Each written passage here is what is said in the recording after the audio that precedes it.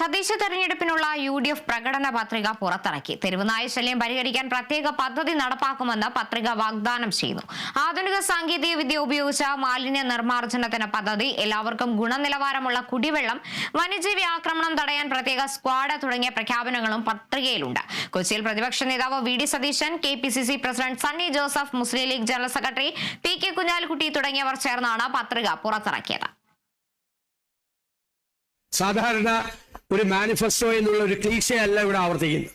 പൂർണ്ണമായി ബോധ്യമുള്ള, നടപ്പാക്കാൻ പറ്റുമെന്ന് ഉത്തമ വിശ്വാസമുള്ള പദ്ധതികളാണ് ഇവിടെ അവതരിപ്പിക്കുന്നത്. ലോകോത്തരമായ സാങ്കേതിക വിദ്യ, ആധുനികമായ സാങ്കേതിക വിദ്യകൾ ഉപയോഗിച്ചുകൊണ്ട് മാലിന്യ നിർമ്മാർജ്ജന സംവിധാനങ്ങളെ കാര്യക്ഷമമാക്കും എന്നതാണ് ഒരു പ്രധാനപ്പെട്ട പദ്ധതി. സീറോ വേസ്റ്റ്, അതാണ് UDFന്റെ ലക്ഷ്യം. തെരുവുനായ ശല്യത്തിൽ നിന്നും കേരളത്തെ പൂർണ്ണമായി രക്ഷിക്കും. അതിനു വേണ്ടിയിട്ടുള്ള വളരെ വിശദമായ പദ്ധതി ഞങ്ങൾ തയ്യാറാക്കിയിട്ടുണ്ട്. വന്യജീവികളിൽ നിന്ന് ആളുകളെ രക്ഷിക്കാൻ വേണ്ടി തദ്ദേശ സ്വയംഭരണ സ്ഥാപനങ്ങൾക്ക് കൂടുതൽ അധികാരവും സ്പെഷ്യൽ സ്ക്വാഡുകളും ഉണ്ടാക്കും. എല്ലാവർക്കും മുടക്കമില്ലാതെ ഗുണനിലവാരമുള്ള കുടിവെള്ളം ലഭ്യമാക്കാൻ വേണ്ടിയിട്ടുള്ള പദ്ധതികൾ ആസൂത്രണം ചെയ്തിട്ടുണ്ട്.